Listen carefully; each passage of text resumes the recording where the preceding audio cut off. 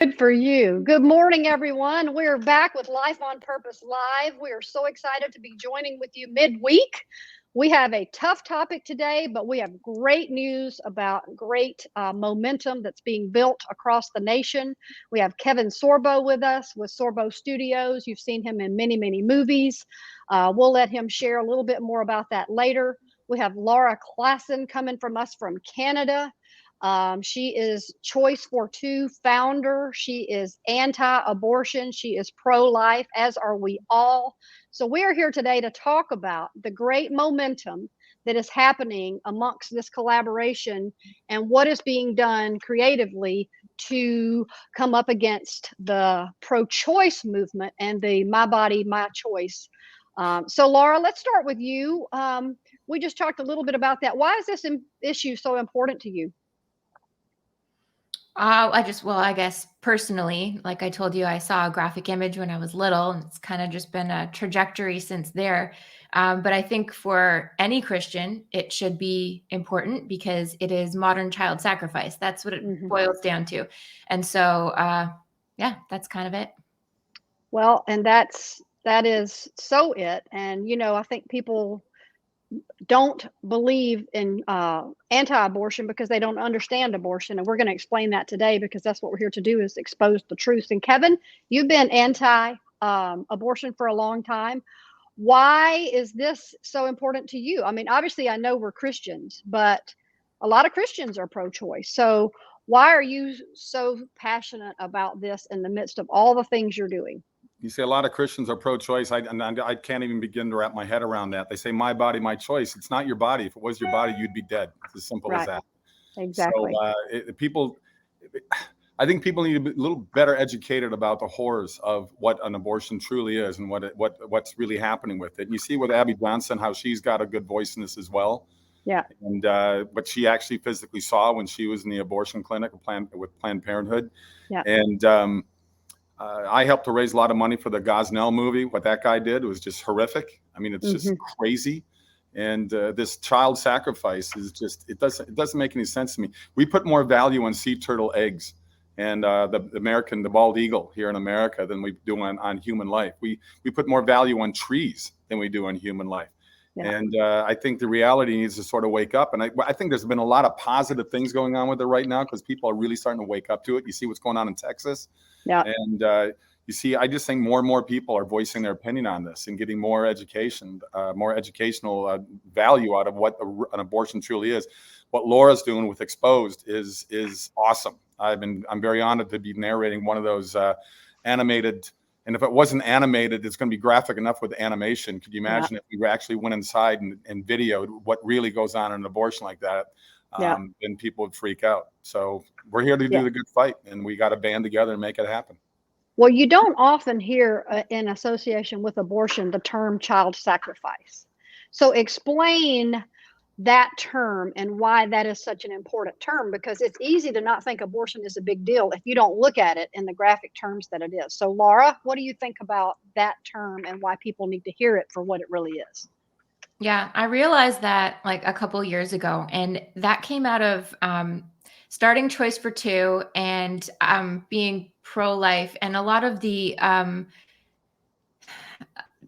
people would tell me, like, this isn't a religious issue. Just leave religion out of it. It has nothing to do with it. And that's kind of how we were operating at first, until I realized, it's a blood sacrifice of an image bearer of God.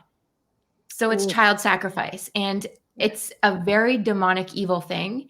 And just so many things surrounding it, which people don't know, which I've come to figure out. And through the research for Exposed, even now I'm even farther along in that direction of this is absolutely crazy.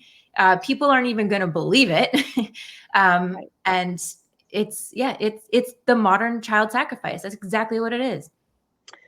That's so scary to listen to it in those terms, but it's so true. And when you see the world that we're in, we've got cancel culture, we've got everybody dumbing down everything so that nothing is a real issue, especially Christianity.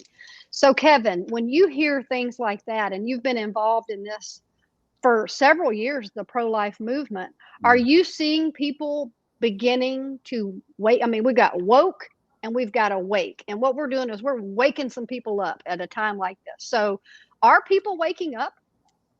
Well, I think one of the godsends of what's going on within the science world is the sonogram that happens, because now a full 80% on average of women that were determined to get an abortion, when they actually see and hear a heartbeat, change their mind.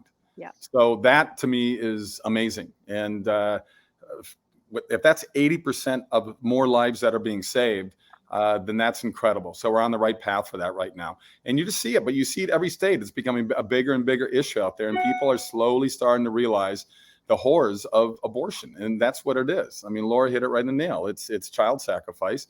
And it's strange to me. It's demonic, it's evil, it's satanic to think that people are using it as a birth control method. Well, then don't have sex or have sex with a condom. I don't know. But don't sit there and use it as a birth. There are so many people out there that can't have kids. So many people out there that would love to adopt. Yeah. So, go through the 9 months and just give the child up then, because there's so many Christian loving families out there that want children of their own that will take that baby. Trust me. Exactly. And then, the regret of abortion, I shared, I'm post-abortion. I mean, you have, and Laura, what are the numbers? I've heard 1 in 3, I've heard 2 in 5. I don't know what the actual numbers are, but you have many millions of women walking around the globe with emotions. They don't understand where it came from, but that past abortion, that past, memory. I mean, I did it. I slammed the door on that for decades, never told a soul. And when I finally did, I mean, I completely broke, but it broke me into freedom. So what do you say to, I believe this is why a lot of people don't deal with it from a real perspective, because so many people don't know how to deal with it from a real perspective. Yeah, that's one of the reasons why even a lot of pastors won't talk about it in churches, because they don't want to offend the women who have done it. At the same time, then they're just keeping them in that prison of guilt, because the only answer to that type of regret is knowing that you essentially murdered your own child, and God can forgive you for that. And so by not talking about it, and it's super harsh, but God died for us to forgive us for everything, and that is something that is covered by Jesus Christ dying on the cross. So it's really tough, for sure, to talk about it, because it's so heavy, but we definitely need to be for the post-abortive women. Yes. And being able to say, and which one of your episodes is going to be in that, the topic of, I put it in my book, and I've come clean about that and said it. And I can't tell you the people that have called me and said, I've never told anyone. I mean, that's how emotional we are. So we have Kevin, you see a lot of that out there. You're out there as a Christian, we've got to deal with things really so that we can truly walk in freedom. We can truly accept the blood sacrifice of Jesus, and we can truly use our stories for God's glory. And that's one of these that could help this issue, is if more women would speak up and say, I did this and it hurt me for so long, that it could be helpful. So what do you say to people about sharing their story and being able to walk in that freedom that you have movies about? Well, I think it's therapeutic for them. I've been doing pro-life speaking for about 9 or 10 years now. Yeah. And the number of women that come up to me after I speak, I usually have a signing table, that come up and say, I've had to live with this every day of my life. And they'll sit there and go, my daughter would have been 14 years old today, because they know that roughly the date that baby would have been born. Yeah. Most of them that I would think most of them have regrets. There's others out there that we've seen on, some celebrities that come on and brag about their 7 abortions, which is just unbelievably sad to me. Yeah. But many of them sit there and regret the decision that they made. Yeah. And they made the decision out of, I think, we're trying to normalize things like that. We've been doing it since early 70s, and I think people have just gotten used to the idea of this is the way it is. I saw a video just the other day down in Buenos Aires. Now here's Argentina, which is basically 90% Catholic Christian, and they had thousands of women in this government plaza waiting for the announcement of we're going to legalize abortion or not, and they announced that they're going to legalize abortion, and these women started cheering and crying and clapping. They were happy that they were going to be able to murder their children. I looked at this and went, that's a country that says its vast majority people are people of faith. And I'm going, wow, look at where we are right now. Look at what's going on. I traveled to Europe with my family 2 years ago before everything got shut down with COVID. And I had three different cities I had to go to do speaking events at. And I said, let's make it a month trip with our kids. Well, all the churches over there are now either just museums or they're nightclubs. They've turned them into nightclubs. You got the stained glass windows and people in there picking up each other and drinking and getting crazy. I mean, it's turned into us. You know, we're probably only 15 to 20 years behind what Europe is right now, but we're definitely heading down that same road with what's going on here in America. And I see the same thing happening up in Canada. I mean, the last few months, all these churches, I see being burned in Canada. What the heck's going on? Yeah. I mean, oh, you heard about that? Oh yeah. Oh yeah. Well, and Laura, let's talk about that, because you have cancel culture. I mean, we know that's a thing, and you've come out very boldly, very creatively. I mean, you're taking a tough topic and you're giving it validity. We talked about this a little bit before. You've got the facts, you've also got the feelings, but you back it up with the facts. So what you've been able to do, or what you're getting ready to do and continue to do with the Exposed series, is so creative that I believe it's going to really have an impact on so many women, because you can't avoid the truth if it's in your face, and it's going to be available. So where does that creativity, and I mean, have you just been, I mean, you've gone viral on so many videos. So I think God has just given you a gift to be able to look at this from a different perspective. Yeah, I guess so. I'm an artsy. Like, I worked in theater before, while I was doing this. So, yeah, it's definitely something that can be used. And like, the media is so powerful, right? Like, just look back through history. This is what drives a lot of things. And so, yeah, our series is pretty crazy. And actually, Kevin he finished the voiceover for that first episode. And like, our team is so depressed right now because we're working on it and everyone's crying the whole time. Like, my animators are crying. Like, he did such an amazing job. But it's so awful. Like, it's unbelievable. So that's the first episode. And then we've got, 5 more. So, they're going to be really, really well done in terms of like level of the professional level and everything, but they're just so awful. So what is the topic of the first episode, Kevin, where you're the voiceover? Well, I'm basically doing the voiceover of an anesthesiologist guy, a sonogram guy, right? Mm-hmm. That was just yanked into this situation in the hospital. He didn't know what he was being brought in for, and he got in there, and it ended up being an abortion. And I think, is it 5 months or 6 months at this point? Yeah, I don't think we actually said in the video, but the doctor told me the baby was dated 24 to 25 weeks. Okay. And he was sitting there in horror to watch what he physically watched as the doctor went in there with the sharp instruments to basically rip the legs apart and arms apart from the baby to kill it and crush the skull. The baby actually moved away when he first touched it. It tried to get away from the sharp instrument that was already hurting her inside the womb of the mother. And he sat there in horror and just watched this thing. And Lord just sent me the words of that guy, of that medical professional guy. And the first time I read it on my own, it made me cry. And it was like, this is just unbelievable. And we know this goes on, but I think people need to see it. Yeah. I mean, if you look at the movie Unplanned, it's from the same writers that I did my movies What If and God's Not Dead With, the same two writers. And initially, even Hollywood gave it an R rating because of the abortion. So even Hollywood, that is so pro-abortion, admits that abortions are pretty horrific because they gave it R ratings. They had to fight to get it down to a PG-13. So it's interesting, the hypocrisy that you see coming out of Hollywood. I mean, politics runs downstream from culture. Who runs the culture? Hollywood does, along with the mainstream media, because that's where the power is. And you see what's going on in there. And you see it in Canada as well. You see it with their elections, It's just as horrific as it is here in America. So you wonder if your vote even counts anymore, or how much corruption is out there. But right. It's evil, and we got a battle on our hands. And what's interesting is that Laura and I can't have a voice in this without getting attacked. I don't attack those people that are for abortion. I don't have the same anger and hatred that they have towards Laura and I for speaking our mind. That's the amazing thing. The party on that left, the party that are pro-murder, so to speak, these are the people that they claim to be the people of peace. They're not. They're the people of destruction and hate and divisiveness. They love the anger. They love the hate. And this is the battle we have, and we're going to keep fighting that battle. I find it amazing to me that these people have that level of hatred towards somebody that disagrees with them.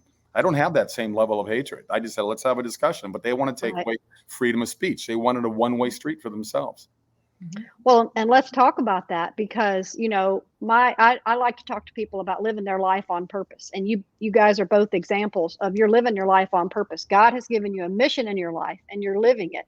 And you have platforms on which to do that. But yet those that, I mean, obviously we know we have an enemy to our soul, and you have trolls, and Laura, I've seen quite a bit of those on your page, but they don't build their own platform. Why don't they just come up with their own facts? Okay, if they think what you're saying is incorrect, and that's not their agenda. They want to take you down. They want to take what you're saying down. So what do you say to people? I mean, our world, we have a lot of things going on that's a mess. Abortion is front and center. You have a ton of people that are anti-abortion, but people don't know what to do to get involved and become a social activist. You're both activists, but everybody has to look at where we're at right now and what is God calling us to do and step into that next thing, even when it's hard. And so what do you say to someone who's afraid to do that? Laura, start with you. You jumped in there, you're taking on a tough issue. What do you say to someone who wants to take on something, but it's hard? Yeah, I'm not even sure there are that many people that want to take it on.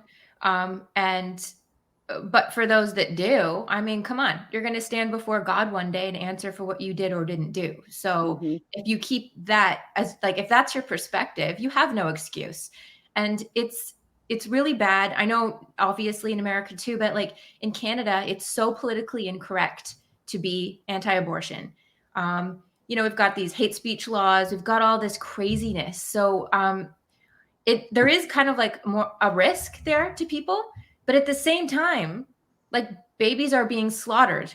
Go and watch, you can watch our videos when they come out, but you can find abortion videos on YouTube. Go and watch that and then consider the way that you're feeling, which is scared. Like it just doesn't add up because babies are being slaughtered. So to people, I just want to kind of like kick everyone in the butt, honestly. Here, there's so few people who get it. And if they do get it, then they're just like, Laura, I really appreciate what you're doing. Like, go you. And I'm like, this is not a one person job. This is all the people's job. So I wish people would just get in on it. Yeah. And Kevin, you in Hollywood, I mean, you're walking the walk, and, but see, here's the thing is you took a stand for what is right, and God provided for you other jobs. And now you've become like, the faith and family. I mean, we appreciate you so much because you're providing great media for people that want to watch great media. But God did provide for you when you took a stand for what is right. And will he provide for others if they do the same? Well, Hollywood booted me out about 10 years ago. My agent, ICM, and my manager booted me out. They said, we can't work with you anymore because you're a Christian and a conservative, which is like being a double leper in Hollywood, apparently. Right. It's incredible to me. And they're the same people that scream for tolerance, right? Be tolerant of what we're saying in this movie or in that TV show. And then it's like, well, then can't you be tolerant of what I say? It's the hypocrisy just is so unbelievably blatant. Same thing coming out of Washington, D.C. as well. It's like, do as I say, but not as I do. The rules are only for these people, not for them. I mean, it's crazy what we're doing out there and allowing people to do it. People need to stand up and not be afraid. But the power of the media, the power of the movies, the power of music is just has brainwashed people over the last 40, 50 years. And it's just gotten worse and worse over the last 10, 15 years. Yeah. So people need to just not be afraid. They're going to try to cancel you anyway. So you might as well speak up because they're going to come after you. I get these trolls. I can post. Facebook took me down about 4 months ago for speaking the truth. Zuckerberg doesn't like the truth. He and his trolls don't like the truth. They hate the light. They love the evil. They love the darkness. And so I sit there and I post stuff on Twitter that's usually pretty much sarcastic, pointing out the hypocrisy of everything.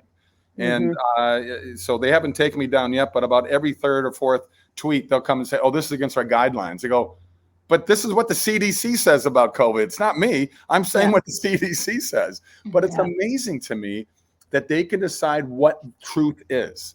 And it doesn't have to be true anymore. And people need to just say, the heck with it. I'm just going to speak up and I don't care. I'll let the chips fall where they may. But this is like nuts right now that people are afraid to come forward. But we've been cowed by the media to shut up. And people need to start waking up, because otherwise, guys, I'm telling you, the freedoms are going really quick right now. Look at Australia. Look what's going on down there. I mean, it's just sad to me. And I love that country. I probably spent 3 years of my life there and 7 years in New Zealand. New Zealand, the same thing. Just totally shut the country down, like hiding from a virus, you know? So we live in crazy times, guys. And we gotta not be afraid to stand up and fight it. And Laura, so people are waiting on when everything goes back to normal. So, you know, oh, I'm going to wait till it, you know, not going to be canceled, or I'm going to wait till the political system is less hostile. And you're in Canada where it's, you know, I mean, it's even worse there.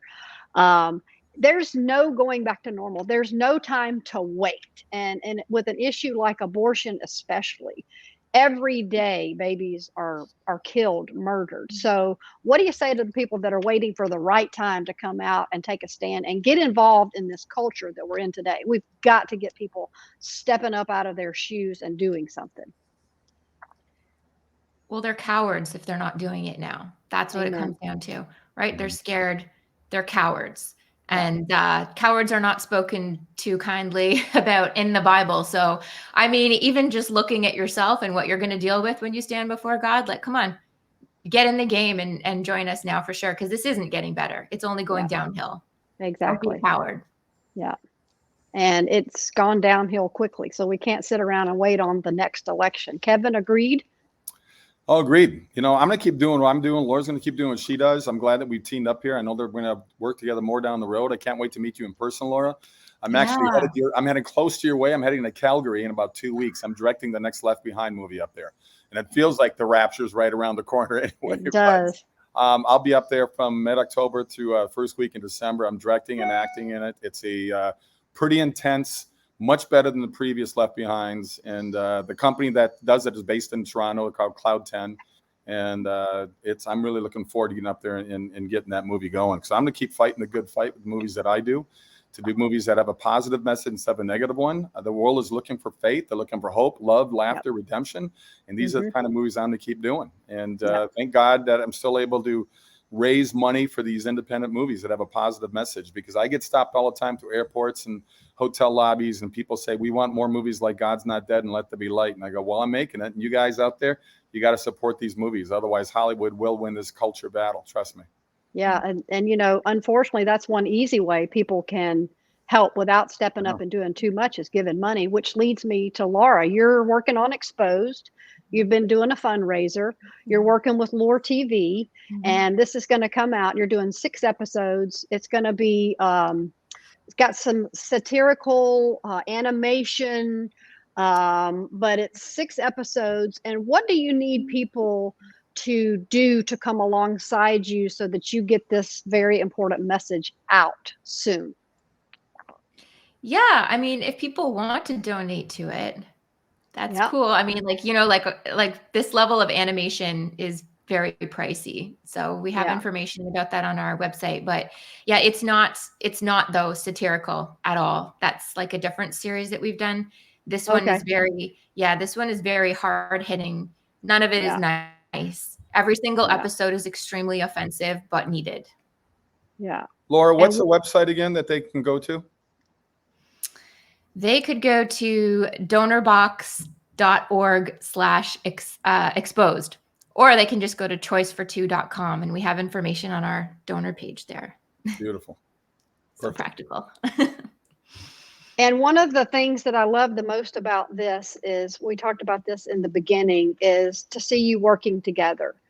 to see you coming across country lines, coming across all kinds of lines to collaborate and work together. So one of the things that I would love to see more of is Christians standing arm in arm with other Christians, living out their purpose and lending a voice and helping one another. But we see more isolation than other, and than anything else. And ministry is lonely, and ministry can be isolating. So how do you encourage people to collaborate and get together with other people, find like purposes and passions, and then stand with them so that we can all begin to work together instead of not together?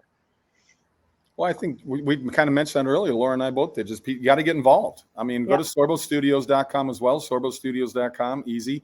A lot of information on there. My wife's both of our sites are in there together. She's she does a lot of homeschooling. She's a pro homeschooling advocate. She's got a book out there called "They're Your Kids," just so you know that.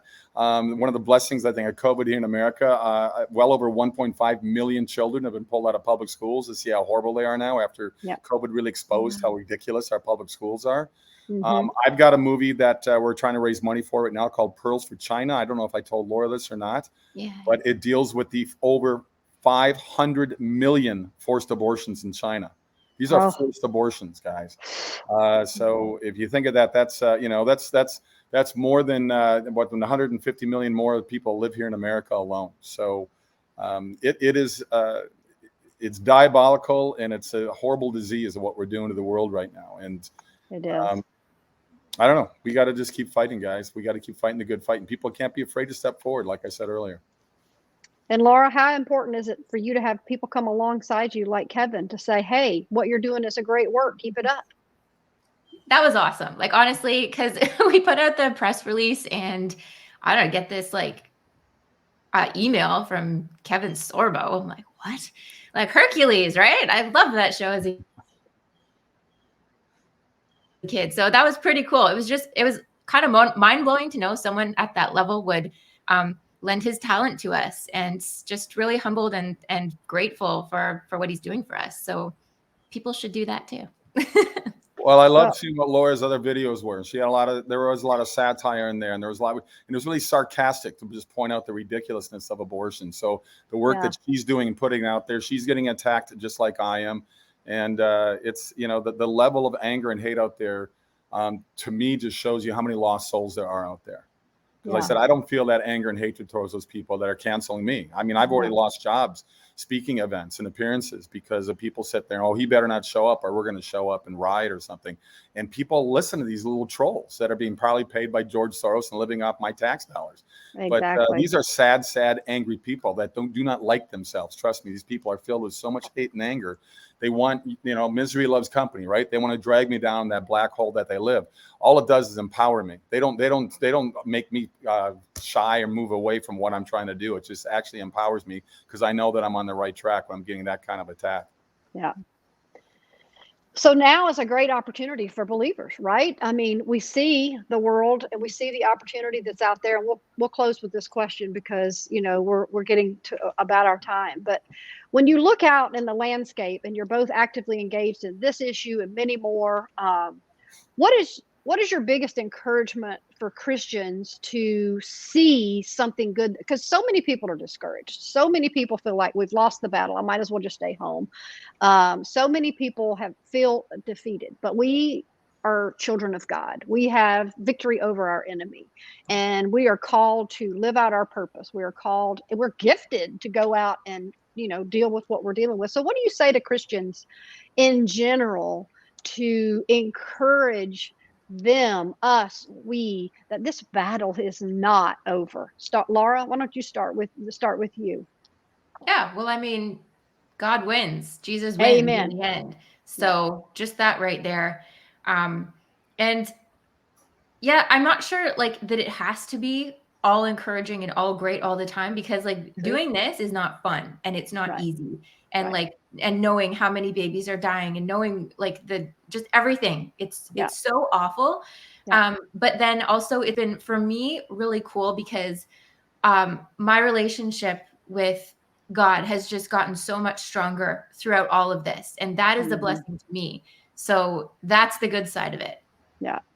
Yeah, that's a great side of it. And that's a great point, because sometimes purpose isn't the touchy feely, oh, rah, rah, God. It's what keeps you up at night. Yeah. And that can, what bothers you the most. And so, Kevin, what is your thoughts on that, to encourage people that we've got a battle and we're going to win? Well, I think the biggest blessing I've been noticing is hope. There's hope out Yeah. there. You look what's Yeah. going on in Georgia. You look what's going on definitely in Texas. Yeah. There is movement. There's a positive movement, and it's growing by more and more people. And people are starting to realize it. And the Planned Parenthood people are really starting to fight back right now, because they're realizing that they're slowly losing this battle. And so it's a positive thing as far as I'm concerned. And hope is what people are looking for out there. And we need it now more than ever in the world. So this is a good thing. It's a good thing. And I think we're going on the right path. Well, people are having to dig for truth, and because you can't trust the news. And so when you have choice for two, and you have, places where people can go get actual knowledge about what's real and then deal with what's real, then we begin to change the world one story at a time. So I appreciate both of you being here so much today. I appreciate what both of you are doing. I appreciate how you're doing it. And I'm so thankful to see the teamwork that's so needed in people that are in ministry and out there trying to fight that battle, which is sometimes feels upstream. So thank y'all so much for joining me today. And I am so glad to get to see you both and have you from across the world, but on one screen. Thank you. Thanks, Beth. Good to see you, Laura. Yeah, you too. All right. Bye, y'all. Have a great day. Bye-bye.